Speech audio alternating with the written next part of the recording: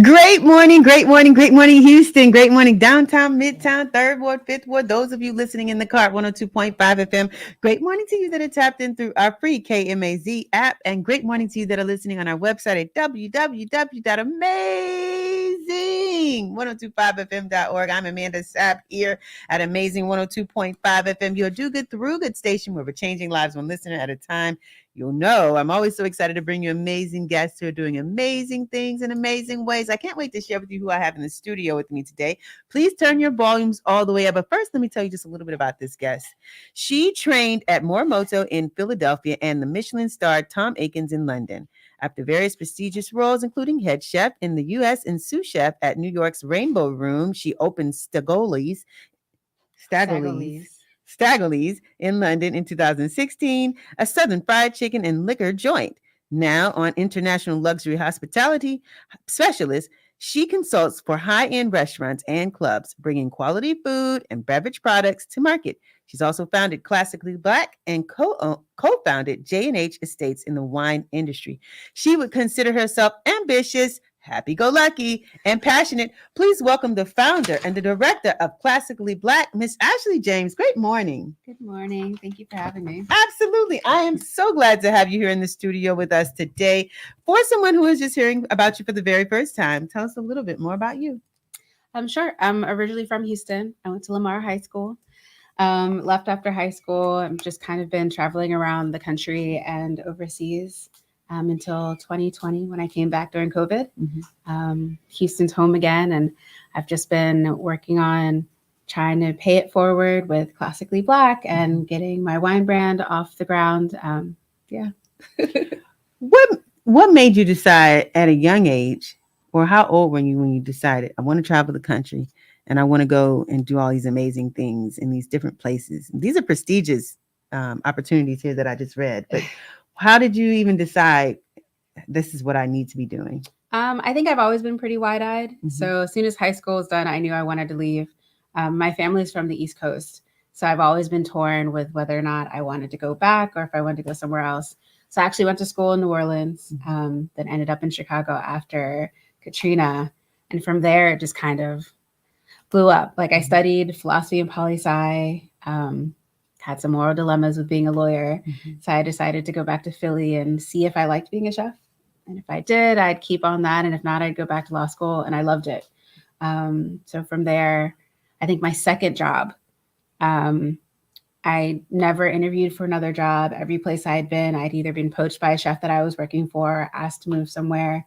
So I've just been really lucky to stumble upon just opportunities to kind of grow as a chef and travel overseas and things like that. And it helps that I have a really supportive family who kind of supports all my whims. And how did you find your love or your passion for food? My grandparents. Tell me a little bit about that. Sure.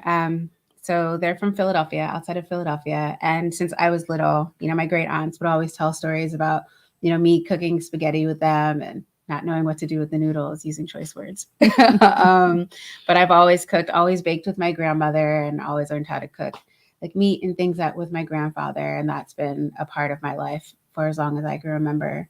So I've been hosting dinner parties since I was in high school. And wait, hosting dinner party? I never went to a dinner party with any of my high school friends. I used to host dinner parties. I would either do it for my friends or cook for my mom and her friends. Since high school.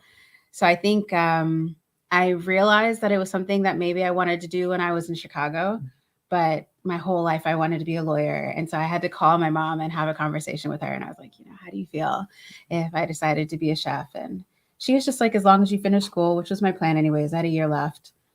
She's like, I support whatever you want to do. You had a year left in becoming an attorney or undergrad. Undergrad, okay. And you just decided, what I really want to do is pursue this career, this life in this. So I had a friend who worked for Ebony and Jet magazine in Chicago at the time. And when I moved to Chicago, all of the people that I knew there were new young professionals. And so I spent a lot of time with them. Chicago's freezing. So, as you do when you're first out of college, you kind of act like you're still in college. So you're always with each other, no matter where you go, spending the night over each other's house, especially when it was like, negative 15 degrees outside, and I was always baking. And he asked me if I would do desserts for this barbershop series that he was going to do. And I was like, yeah, why not? I was really aggressive on the front end, so my schedule was more flexible on the back end in school. And he asked me to do this. And then he's like, okay, well, in order to do it, you kind of have to have a DBA. And I was like, that's fine. So I started doing desserts for a few of those events. At the same time, I started dating my now ex-husband, who lived around the corner from this Jamaican restaurant called Ja Grill. And their food was amazing, but their desserts were horrible. And we found out they were getting them from North Chicago. And he and his roommate convinced me to take my desserts there and try to sell them. I did. And they were like, the only thing I didn't do was bread pudding. So like, if you can figure out how to make this bread pudding, we'll give you all of our desserts. And then, we used to have people I think I delivered like Tuesdays and Thursdays, who would come and wait for hours for the bread pudding to come back. And then I started doing more desserts for different restaurants and cafes in Chicago while I was still in school. So I was kind of like, okay, well, this is actually something I love. Maybe, I'm young. If I take a year off and figure this out, it wouldn't be a big deal. And if I didn't like it, I can just go back to law school. Mm-hmm. So it's just it's very serendipitous. A lot of little things happening all at once that kind of contributed to me trying it out. Sounds like a movie to me. Like I'm literally seeing you walk across the street in the cold, taking a chance on yourself. You know what I'm saying? Yeah. When I think back about it, especially as fast as time goes, it definitely feels like it sometimes. How does that fuel what you decide to do now that you know your capabilities, you know who you are? How does it fuel the ideas that you come up with and decide to execute, more specifically with Classically Black? So Classically Black is it came out of me wanting to do other things. So I'm obsessed with boats, and I've always wanted to host like a big party or adventure on a boat. I'm also obsessed with like luxury trains. So same thing. And a few years ago, I was on a cruise with some friends, and this guy that I was dating, who was actually a Black opera singer.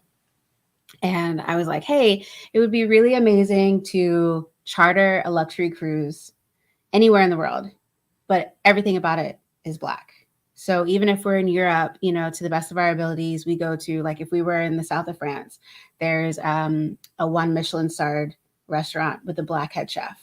Or, we would find all of the African or diaspora imprint in these different places. And then the artwork on the boat that would be for auction would be Black. And very all of the artists. Mm-hmm. All these sort of things, because what I've learned over the years, and intentionally, especially after being exposed to, Michelin stars and stuff, is I love luxury, but true luxury. Great products, great service. Just everything from when you walk into a restaurant, it's the smell, it's what you see, it's how people greet you, it's how the chairs feel. Every part of that experience I love. And I'm like, I really want to do this. And, even being a chef in a lot of high-end restaurants and overseas, I'm very often on the savory side, the only woman, and definitely the only Black woman, except for maybe once. And most often the only Black person as well. Why is that? Is it that I'm curious. Mm. Is it that Black people don't know about these opportunities? Is it that they know and don't take the chance on these opportunities? Why aren't there more people of color or Black people in these spaces where you've experienced these luxurious opportunities? And I just want to say too, we're at KMAZ LP, amazing 102.5 FM. But continue. There are so many reasons. Mm-hmm. It's exposure. You don't know what exists if you don't know, right? And so even being culinary, I feel culinary arts is more often seen as a blue collar job than it is an art. That's changing a lot in the past few years. Mm-hmm. But it's, we do, in your different cultures, you do kind of what you're exposed to. Everyone's like, okay, when you're younger, what's prestigious is to be a doctor, to be a lawyer. And of course that's changing, but it takes time. And of course, we see all the time more and more beautiful Black faces as these head chefs, the first female to get a Michelin star in Chicago and things of that sort. But it's slow going. But we exist there, forever. We have been behind, these white men who get all the accolades in a lot of the classical arts. So I think it's just exposure, which is what classically Black is. It was my way of creating a track record to make this luxury experience that people will pay for. But the more I do it, the more I realize, it's just my way of paying it forward. I want to create these really amazing experiences when people leave having, like the art salon that we're having coming up.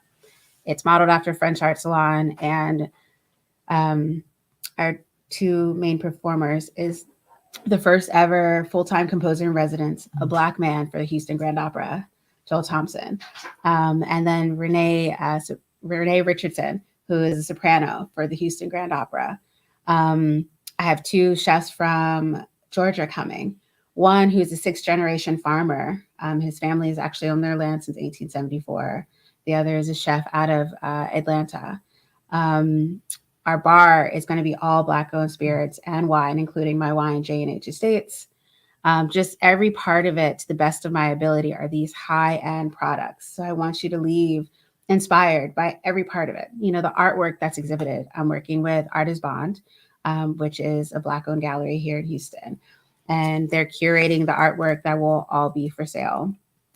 So it's just to showcase the work and talent of these beautiful beings in a way that you won't walk away and be like, man, I wish they would have done that. Or I wish you're immersed in Black luxury and talent, which should be celebrated more often in the way that our white counterparts commonly are.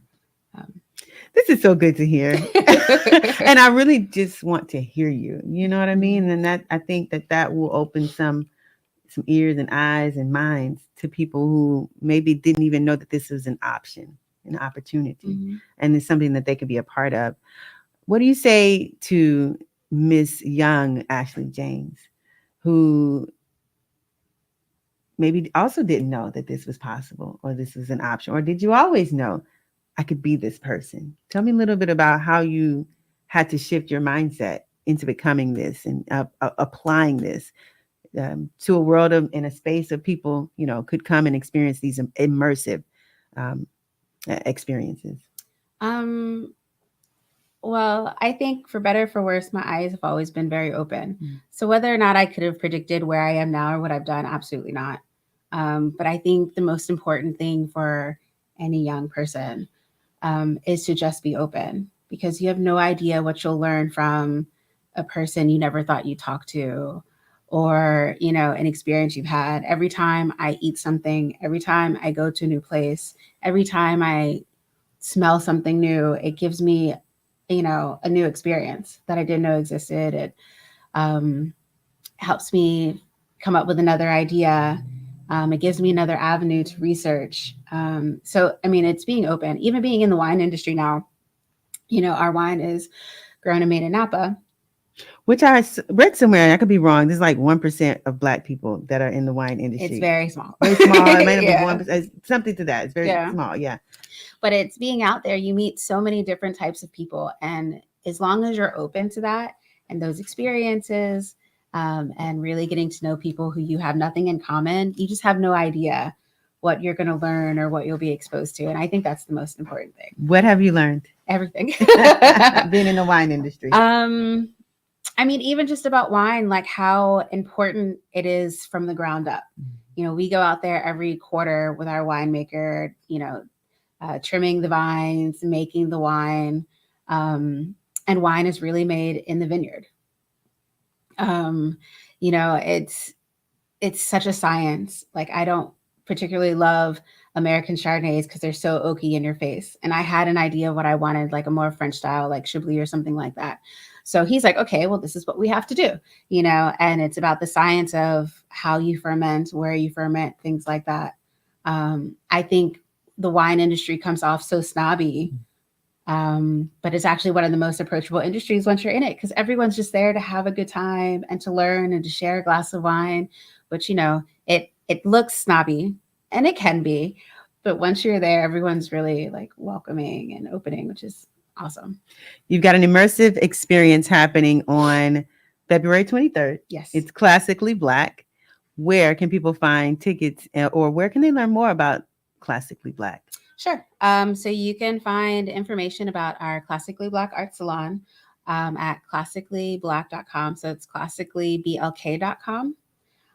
So the 23rd is the French Art Salon I was explaining earlier. It will be a really beautiful evening. We also have a dinner the night before, which is almost sold out, that highlights the two chefs that I spoke of. They'll be doing a full dinner the night before, and then they'll be doing the past appetizers for the salon. Do you hope that your little one that is coming, because you may not be able to see it on the video, but you are with child? I am. I'm 30 weeks. Is this your first child? It is. Oh my gosh. Do you hope, and I know do you hope that your child does what you do, or takes the love of food and wine and these luxurious things and just decides to be a mini you? Like, what are your hopes with your child that's coming? The love and zest for all of these things. Yes. That's 100%. Yes. As far as what he does, I mean, I just want to nourish whatever his passions are. So whether that's, being a professional like his dad, or he was in the military as well, or if he wants to be a chef, or the sky's the limit. So I hope to support him. But I think that, food is life for me. And I think through that, I see the world in such a different lens. And I really do hope to pass that on to him. That's so good. Do you have a name already for him? Maybe. I don't know if you want to tell our listener. This is a video that you'll be able to keep forever. I don't know if you want to tell the world. Maybe not. I don't know. It's up to you. Well, we have a top two. Okay. For the first names. So the first names will either be Langston after Langston Hughes, or Miles after Miles Davis. It's so good. I love it. Ashley James, she's the founder and director of Classically Black. You got a baby shower coming up too. I know your month is busy, girl. You I don't know how you do it, but I'm glad to see that you are, and it's very empowering and inspiring. Thank you. And you are, and all of what you said today is really good to hear. So I really can appreciate you sharing it with our listener today. Thank you. The Black Arts Foundation, Classically Black Arts Foundation, the proceeds are going to go to that. Tell us what you do with that foundation, and we'll wrap this interview up. Sure. So the Classically Black Arts Foundation is a new foundation. Again, I was seeing Classically Black as my way to give it forward. So not only do we want to highlight existing well-trained classical artists, but we also want to nurture young ones. So starting at the end of this year, we will be giving scholarships to students in the culinary arts, musical, and visual arts. And the hope is to, as we get more donations and get bigger, to eventually be able to support them going overseas or having these apprenticeships and internships, because I think those experiences young really change kind of your trajectory and what you know or believe can happen. Do you have kids that are already in the program? Or are you seeking young adults, or what age range? Young adults, so around college, entering college. Very good. Very good. Ashley James would like to leave our fans, followers, listeners, and supporters with something inspiring, something empowering, something they can take from the rest of the day, the rest of the weekend, all the way up to the weekend. What do you want to leave us with today? Just be inspired, be open to the world. I think that's, if ever I give advice, or if I leave this earth and you remember anything I ever said, it's just, I think it's so important to be open to the world, because you have no idea where it'll take you. How do we find you? Well, you can find Classically Black at classicallyblk on Instagram and Facebook, or you can find me at Ashley James Lifestyle on Instagram. Thank you so much for being our guest here today on the Amanda Sapp Morning Show. Really appreciate you. Thank you. You're welcome. You're welcome. Hey guys, stay tapped in, stay tuned in, stay amazing. We'll be